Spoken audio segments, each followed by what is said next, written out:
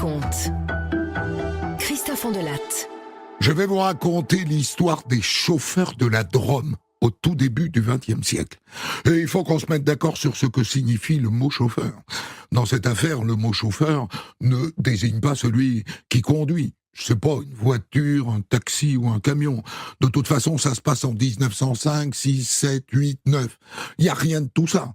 Non, les chauffeurs de la Drôme sont des gens qui chauffent les pieds de leurs victimes en les faisant rôtir dans la cheminée pour qu'ils disent où ils planquent leurs économies. Je débrieferai cette affaire avec Bernard Hautecloque, historien, qui évoque cette histoire dans son livre Brigands, paru en 1916, aux éditions de Boré. J'ai écrit cette histoire avec Thomas Audouard, réalisation Boris Paczynski. Europe 1, Christophe Ondelatte. Allez, venez. Je vous emmène dans la Drôme au tout début des années 1900. Je vous préviens, dans cette histoire, ça dépote. Bim, bim, bim, bim. On a du mal à compter les cadavres. Accrochez-vous.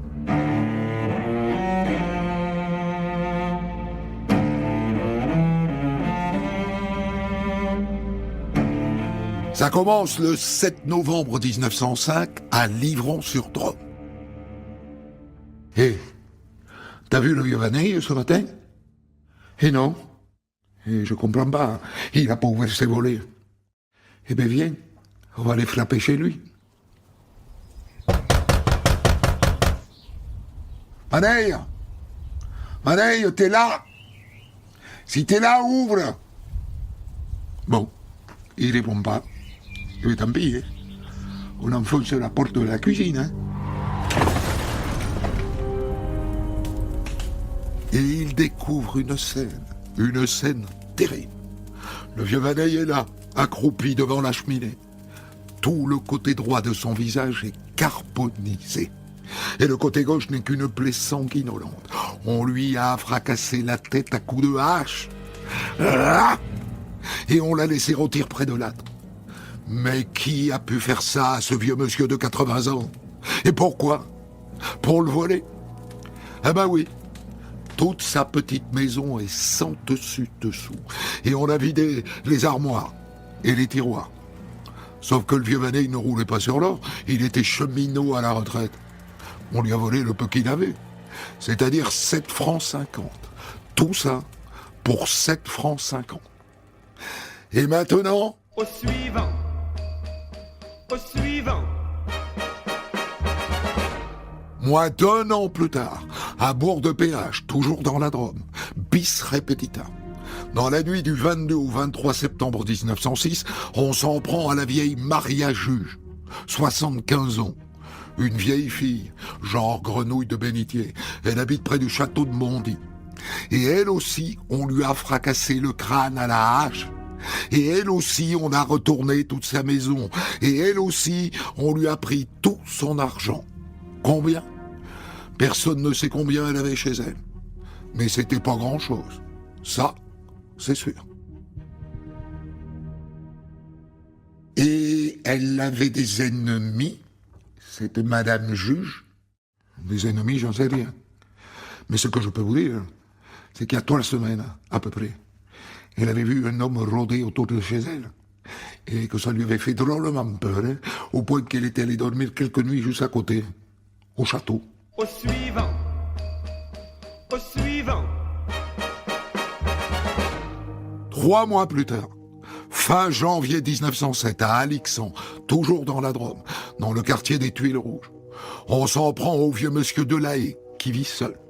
On le retrouve sur son lit, pieds et poings ligotés, avec un détail en plus qui n'est pas un détail, d'ailleurs. Il regarde donc ses pieds et ses mollets. Ils sont tout brûlés. Il a été torturé, cet homme. Sans doute pour qu'on dise où il avait caché ses économies. C'est bien possible. A priori, on lui a pris 40 francs d'économie, plus 4 francs 50 qu'il avait dans ses poches. Au suivant. Au suivant. 2 mois plus tard, Le 15 mars 1907, en pleine nuit, à Saint-Latier, à la frontière entre la Drôme et l'Isère, on s'attaque à un couple de paysans, monsieur et madame Ray. On les assomme, on les ligote et on leur prend toutes leurs économies, c'est-à-dire 65 francs. Mais ces deux-là, on ne les tue pas. Du coup, on a enfin un témoignage. Combien est-ce qu'ils étaient, monsieur Ray? Ils étaient 3. Et vous pouvez me les décrire? Et pardi non. Ils avaient le visage noirci avec du cirage. Et dessus, ils avaient comme des masques. Des bouts de tissu, quoi. Ils étaient 3. Donc c'est une bande. J'ai envie de dire encore une. En ce début du XXe siècle en France, la criminalité a explosé. Au point d'ailleurs que le ministre de l'Intérieur, Georges Clemenceau, vient de mettre en place des brigades mobiles de police, qu'on appelle déjà les brigades du Tigre.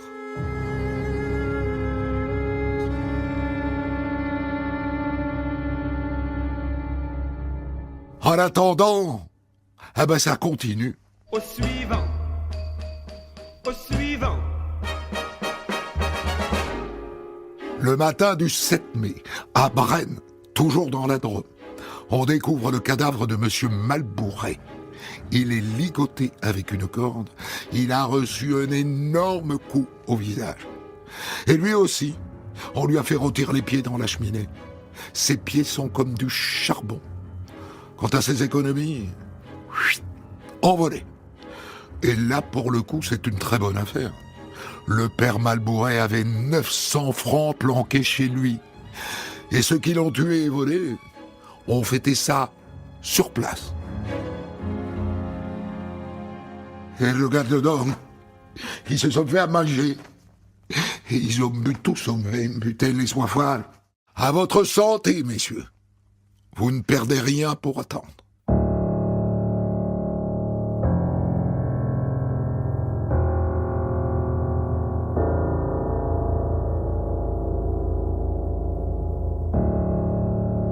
Jusqu'ici, aucun de ces crimes n'a été rapproché l'un de l'autre. Mais là, à force, les policiers font le lien. Et c'est la même équipe qui tue tous ces gens, avec la même technique. Ils entrent chez eux, ils leur brûlent les pieds dans la cheminée jusqu'à ce qu'ils disent où sont leurs économies, et ils les tuent à coups de hache. On a affaire à une sacrée bande, hein. Et la presse locale est vite au courant. Les journalistes du coin lui ont trouvé un petit nom à cette bande, les chauffeurs de la Drôme.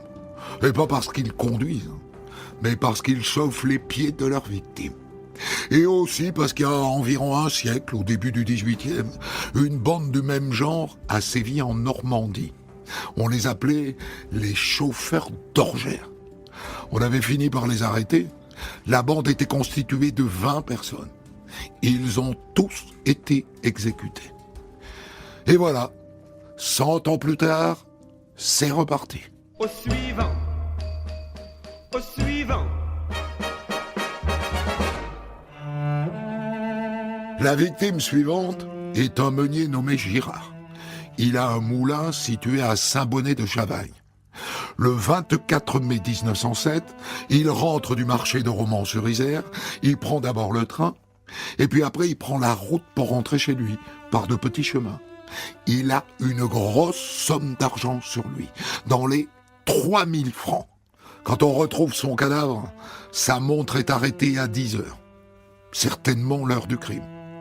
C'est la première fois que les chauffeurs de la Drôme tombent sur autant d'argent. Si tu veux, mon ami, avec tout ce qu'ils ont pris à ce pauvre homme, ils vont bien en profiter. On n'est pas prêt à le revoir. Effectivement, dans les mois qui suivent, aucune attaque. Mais une fois le magot dépensé, les voilà de retour à Bézeille, toujours dans la Drôme. Au suivant. Au suivant. Ils attaquent une petite ferme dans le hameau de Chambois. Là vit un frère et sa sœur, les Tortels. D'après ce qu'on m'a dit, le vieux a 76 ans. Et il est toujours au lit. Alors on attend que la sœur sorte, et puis on attaque. La sœur qui s'appelle Julie sort de la maison pour aller au poulailler. Et bim, il lui tombe dessus et il la ramène à l'intérieur. Il est où ton frère? Il est dans la chambre, juste là-bas. Dans la chambre, il trouve une statue de la Vierge et bam, il frappe le frère avec. Il est où ton argent? Il est où? Mais j'ai pas d'argent. Tu te fiches de nous? Et là, ils attrapent une corde, ils la lui passent autour du cou, et ils se mettent à serrer. Il est où ton argent? Il est où? Le vieux Torten ne lâche toujours rien. Alors il serre un peu plus la corde, mais trop. Ils finissent par l'étrangler. Et maintenant il est mort. C'est malin. Mais eux, ils n'ont pas de cœur. Ils s'en fichent royalement qu'il soit mort. Et puis il leur reste la vieille Julie. Elle finira par cracher le morceau.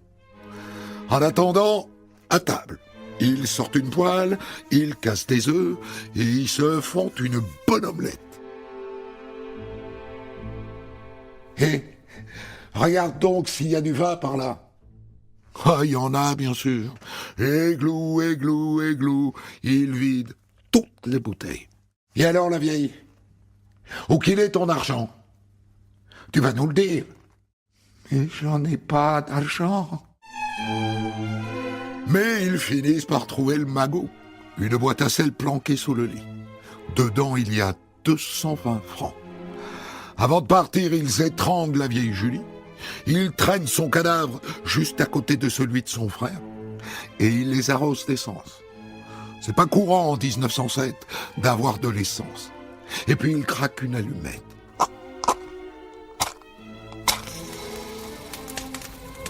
Et ils mettent le feu aux deux corps. Ils ferment la porte derrière eux. Et ils s'en vont. Et naturellement, la ferme tout entière part en fumée. Tu crois que c'est les chauffeurs qui ont fait ça? Les chauffeurs, ils brûlent les pieds. Ils n'ont jamais mis le feu à une maison. Si tu veux mon avis, ces deux-là se sont suicidés. Et ils étaient vieux, ils savaient qu'ils allaient mourir. Ils ont pris le revanche. Et puis c'est tout. Dans l'immédiat, on se contente de cette version. On de la raconte la suite de votre récit.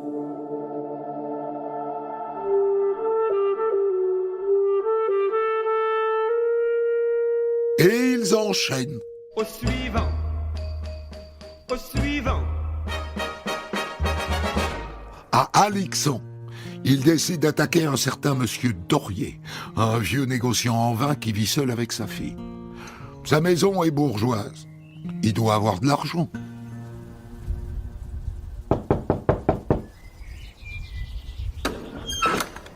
Bonjour. Vous êtes monsieur Dorier?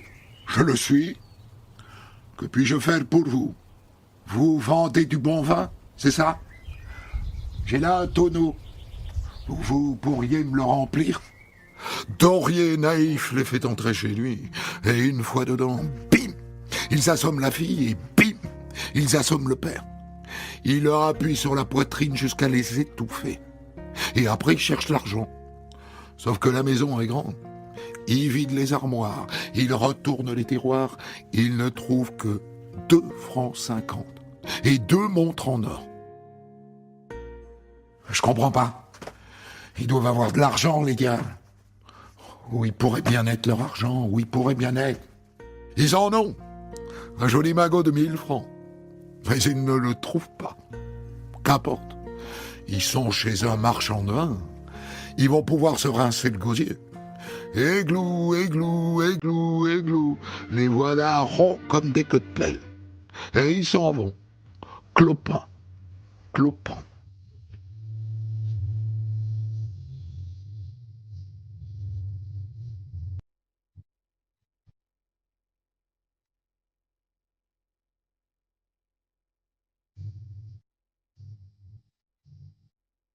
Les cadavres des Dorier, père et fille, ne sont découverts que le surlendemain.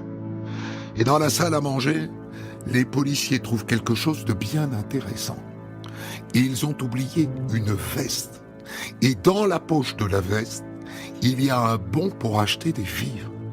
Et sur le bon est indiqué un nom. Romarin. Et ben voilà, ils ont enfin une piste. Il faut le trouver, ce Romarin. Et vite, d'autant que depuis quelque temps, ils ont une sacrée pression. Le ministre de l'Intérieur, Georges Clemenceau, exige des résultats. La brigade mobile de Valence est priée de les arrêter. Et vite. À Valence, c'est l'inspecteur Élie Goldberg qui est à la manœuvre. Et il va pas falloir mollir, parce que c'est reparti. Au suivant. Au suivant. Deux nouveaux cambriolages suivis de meurtres ont lieu dans le secteur de Tournon. Et deux hommes sont arrêtés. Monsieur le juge, j'ai en fait une bonne nouvelle. Nous avons mis la main sur deux hommes. Alors le premier s'appelle Berruyer Louis. Et le second, Lyotard Urbain Célestin. Il se pourrait que ce soit les chauffeurs de la drogue. Figurez-vous qu'on a trouvé chez Lyotard pas mal d'objets qui ont disparu dans les cambriolages précédents. Notamment une montre qui a été volée chez les Dorier. Et chez le second, Berruyer, c'est ça vous dites? Est-ce qu'on a trouvé quelque chose? Non, pas encore. Mais si vous me donnez un mandat, on va pouvoir fouiller sa maison de fond en comble. Êtes-vous vraiment sûr que ces deux-là sont à coquiner? Nous en sommes vraiment certains, monsieur le juge.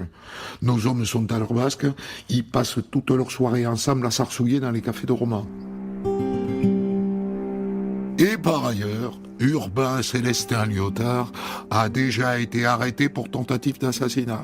Et il a été condamné. Et il a purgé sa peine de prison. Quant à Berruyer, il était à Saint-Latier quand les épurés ont été attaqués. Ah, ça pour le juge, hein. Je l'ai vu. Il disait qu'il était paysan. Et le même Berruyer était aussi dans le canton de Brenne au moment de l'assassinat du père Malbouré. Et Lyotard rôdait à bord de péage quand Maria Juge y a été tuée. Dites-moi, inspecteur Goldberg, n'avions-nous pas un témoin qui disait qu'ils étaient trois? Effectivement, monsieur le juge. Monsieur et madame Ray, qui sont à ce jour les seuls survivants, ont parlé de trois hommes. Mais nous pensons qu'ils étaient sans doute quatre. Nous avons identifié deux de leurs amis, avec lesquels ils sont cul et chemise. Le premier s'appelle Octave Louis David, et il a déjà été condamné pour des vols à Paris, où il a fait de la prison. Il vit maintenant à Tournon, où les gens l'appellent le Parigot. Tournon où il a aussi été convaincu de vol. Vous en souvenez peut-être, monsieur le juge. C'est vous qui avez mené l'enquête. Octave Louis David, vous dites? Effectivement, ça me dit quelque chose. Et le second, alors? Le second, monsieur le juge, s'appelle Jean Lamarque. Il est de Bordeaux. Nous sommes convaincus que lui aussi fait partie de la bande des chauffeurs. Malheureusement, nous ne sommes pas parvenus à mettre la main sur lui, ni d'ailleurs sur son ami Octave Louis David. En cette fin de mois de juillet 1908, seuls Berruyer et Lyotard dorment derrière les barreaux. Mais un jour, Octave Louis David fait une grosse erreur. Il écrit à Berruyer en prison. Et la lettre a été postée à Lyon. Lyon où il est très vite repéré. Mais il parvient à s'échapper. Cela dit, monsieur le juge, nous avons des indications selon lesquelles il serait en train de faire des vendanges à Saint-Jean-des-Vignes. C'est au nord de Lyon. Alors comptez sur nous, monsieur le juge. Nous allons le trouver. Et nous allons vous le ramener. Je vous le promets.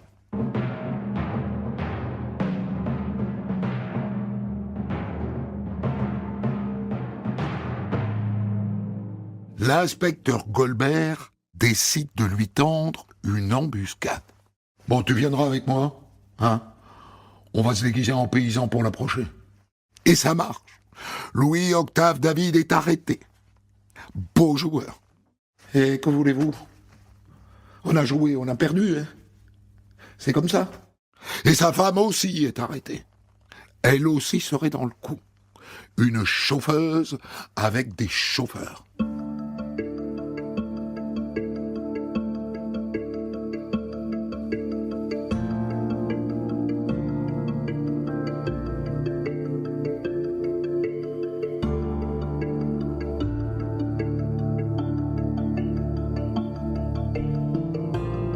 Dans la cour de promenade de la prison, David retrouve ses deux comparses, Lyotard et Berruyer.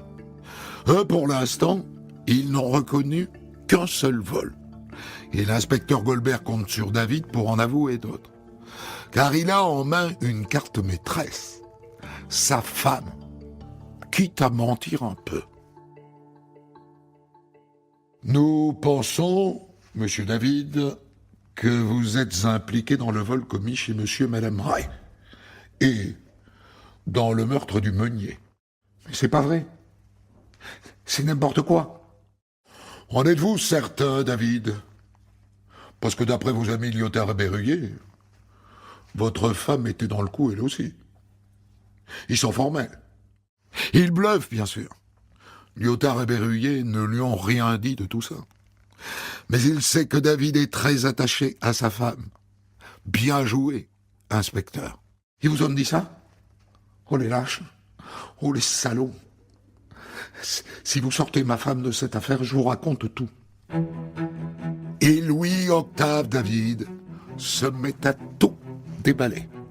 Comment lui, Berruyer et Lyotard ont repéré leurs victimes et échafaudé leurs plans pour les attaquer. Et il avoue chacun des vols et chacun des meurtres commis par la bande. Et reconnaissez-vous, monsieur David, que vous leur brûliez les pieds et les jambes pour leur faire avouer où ils avaient leurs économies? Oui, je l'avoue. Et vous confirmez que Berruyer et Lyotard étaient présents à chaque fois? Oui. Mais pas que. Ah, il y en avait d'autres avec vous? Oui. Il y avait Lamarque. Jean Lamarque. Lui aussi, il était dans la bande. Et puis il y avait Romarin. Lui aussi, il y était. Romarin. On s'en doutait, monsieur. Sa veste a été retrouvée chez les Dorier. Dites-moi, où est-il, ce Romarin? Un Romarin, ça fait des mois que je ne l'ai pas vu. Je ne sais pas où il est. Eh ben voilà, elle avance, cette enquête. D'autant que dans la foulée, Berruyer et Lyotard, confondus par les déclarations de leur copain David, passent aux aveux à leur tour. Et comme promis, la femme de David est libérée.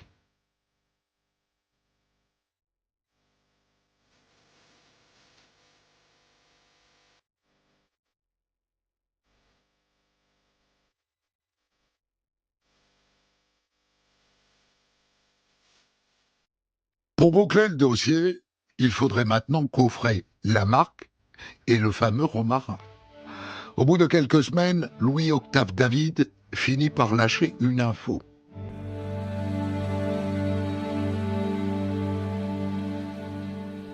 Bon, d'abord Romarin, c'est son prénom. Son nom, c'est Finet. Romarin Finet. Mais vous le trouverez pas, il est mort. C'est Berruyer et Lyotard qui me l'ont dit. Et mort de quoi? Demandez-leur. Mais moi, je crois bien que c'est eux qui l'ont tué. Avez-vous la moindre idée de l'endroit où se trouve son cadavre? Ça se pourrait bien. Le cadavre de Romarin Finet est retrouvé au fond d'un puits, à 60 mètres de profondeur. Et il a bien été victime d'un règlement de compte interne à la bande. Mais a priori, il n'avait qu'un rôle très secondaire dans les crimes. C'était un guetteur, rien de plus. Et s'ils l'ont tué, ce n'est pas pour le faire taire. C'est, semble-t-il, pour une histoire de femme, par jalousie. Le juge organise une reconstitution pour chacun des crimes, sur place, là où ils ont été commis. Berruyer, s'il vous plaît, refaites donc les gestes que vous avez commis ce jour-là. Ah mais, je voudrais bien, monsieur le juge, Mais ce crime-là, j'étais pas là. Celui d'avant, oui. Celui d'après aussi. Mais pas cette fois-là. Il apparaît en effet que tous n'étaient pas présents à chacun des crimes. À part ça, il y en a un qui manque toujours à l'appel. C'est le jeune Jean Lamarque, qui lui, pour le coup, n'aurait pas eu un rôle secondaire. C'est lui. C'est lui qui nous a donné l'idée de la chauffe, pour faire avouer aux gens où ils avaient leur argent. Il avait entendu parler des chauffeurs d'orgères en Normandie. Il nous a dit qu'ils faisaient rôtir les pieds de leurs victimes pour les faire avouer où ils cachaient leur argent. Et qu'on ferait bien de faire pareil. Sacré vicelard que ce Lamarque.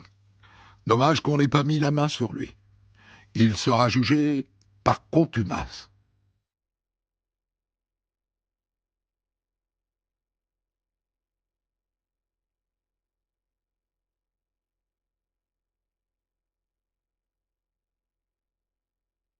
Le procès des chauffeurs de la Drôme s'ouvre le 2 juillet 1909 devant le tribunal de Valence.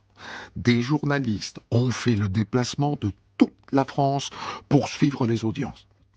Dans le box, ils sont 3. Lyotard, Berruyer et David.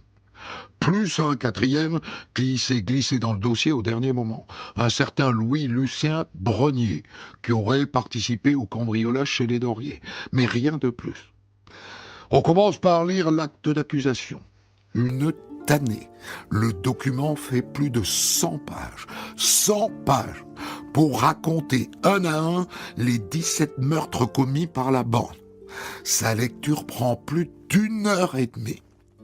Le président annonce en préambule: cette affaire est le triomphe d'une nouvelle institution. Les brigades mobiles de la police. La salle est pleine à craquer. Dans le public, les gens sont venus comme au spectacle. Ils ne vont pas être déçus, car les accusés savent bien le sort qui les attend. La guillotine. Alors tant qu'à faire, ils s'amusent. Ils racontent chaque crime en détail, jusqu'à faire rire les gens dans la salle. Et aux interruptions de séance, Louis-Octave David signe même des autographes. Le président est stupéfait. Il ne manifeste aucun remords. Nous attendions, au souvenir de tant d'horreurs, un geste de remords, messieurs, une parole, un regret. Est-ce possible que vous n'ayez pas eu un frisson de pitié ? Absolument pas. Non. Moi, je regrette rien. Le procès dure 8 jours, ce qui pour l'époque est beaucoup. Et à la fin, l'avocat général fait un réquisitoire sans surprise.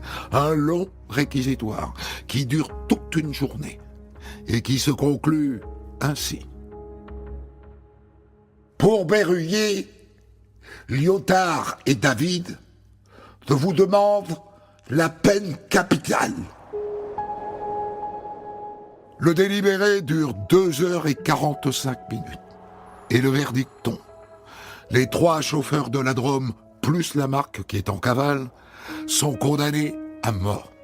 Seul Brognier, qui a eu un rôle très secondaire, est acquitté. Naturellement, les 3 font appel à la mansuétude du président de la République, Armand Fallières. Il a la réputation d'être opposé à la peine de mort et d'avoir la grâce facile. Mais cette fois-là, il ne moufte pas. Et donc, le 22 septembre 1909, Berruyer, David et Lyotard passent tour à tour sous la lame de la guillotine. Il ne faut que 6 petites minutes pour les décapiter tous les 3. Jean Lamarque est finalement arrêté en avril 1910 à Nîmes. Il est rejugé devant le tribunal de Valence et il est condamné lui aussi à la peine capitale. Mais lui bénéficie de la mansuétude du président Fallières. Il commue sa peine en travaux forcés à perpétuité. Il les purge au bagne de Cayenne, où il est mort. Pour commenter son histoire du jour, Christophe Ondelat reçoit un invité, acteur direct de son récit. Je vous ai raconté l'histoire des chauffeurs de la Drôme, 5 hommes qui, au début du XXe siècle, ont tué 17 personnes au total, après les avoir souvent torturés avec du feu pour qu'ils avouent où se cachaient leurs économies. 3 d'entre eux ont été condamnés à mort, le 4e à la perpétuité et le dernier est décédé avant son procès. Et je débriefe cette histoire avec l'historien Bernard Hautecloque, dont je signale la sortie du dernier livre, La crise de février 34, le maintien de l'ordre dans les années 30, aux éditions du Félin. Commençons, Bernard Hautecloque, par cette appellation de chauffeur. Elle est amusante, mais en vérité, on le voit bien dans mon récit, toutes les victimes n'ont pas été torturées par le feu. Non, mais c'est une torture qui impressionnait particulièrement les imaginations. Alors, le surnom leur est resté. D'autant que, vous l'avez évoqué aussi, c'est un nom commun. Il y avait déjà eu un siècle plus tôt à Orgères et également en Picardie, dans le Santerre, des bandes de brigands, beaucoup plus nombreux et organisés que les chauffeurs de la Drôme, mais qui eux aussi avaient recours à cette torture pour faire avouer à leurs victimes où elles cachaient leurs économies. Et qu'on appelait déjà des chauffeurs. Absolument, oui. Les journalistes de 1907 n'ont eu qu'à reprendre une appellation vieille d'un siècle. D'autant que, quelques années, de 1905 à 1906, une autre bande un peu semblable aux chauffeurs de la Drôme, qu'on a appelée la bande Paulet, avait sévi dans le Pas-de-Calais, dans le Nord et même en Belgique flamande. Et c'est très curieux, ils ont été arrêtés en mai 1906, c'est-à-dire au moment même où la bande des chauffeurs de la Drôme commençait leurs activités, un peu comme un passage de relais. C'est une histoire que j'ai déjà racontée et qu'on trouvera par là en podcast. À part ça, c'est ce qu'on appelle aujourd'hui du homejacking. Exactement. Avec torture et, vous l'avez évoqué, ils avaient laissé survivre les épourrés, alors plus par négligence que par humanité, mais après, ça leur a fait tellement peur qu'ils ont pris la résolution de ne plus laisser de survivants derrière eux, d'où leur nombre de victimes. Alors, qui sont ces hommes ? Est-ce que ce sont des brutes épaisses ? Oui. Oui, je crois qu'on peut le dire, franchement. Ils ont des profils un petit peu semblables. Presque tous étaient des repris de justice et presque tous avaient... Alors, ils n'avaient pas vraiment de métier, ils subsistaient comme ils pouvaient, et en fait, ce qui est curieux, c'est que cette bande s'est cristallisée autour d'Urbain Liotard. Urbain Liotard c'était le plus âgé de la bande déjà, il était né en 1800, il avait déjà la quarantaine, et il avait un appartement, un logement à Romans, qui d'ailleurs l'immeuble existe toujours, rue de la Pêcherie, et qui avait un double accès sur la côte de Croton.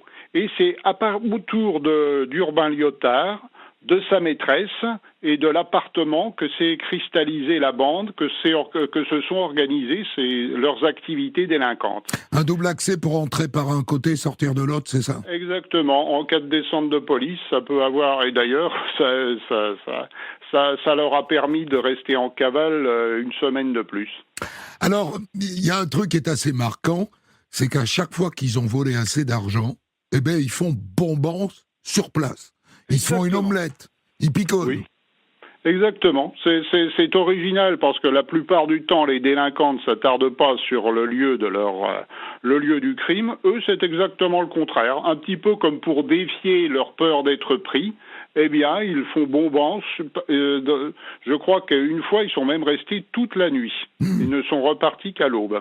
Ça prouve qu'ils sont bas de plafond quand même. Oui, ça, effectivement, Mais enfin, ils ont quand même une intelligence instinctive.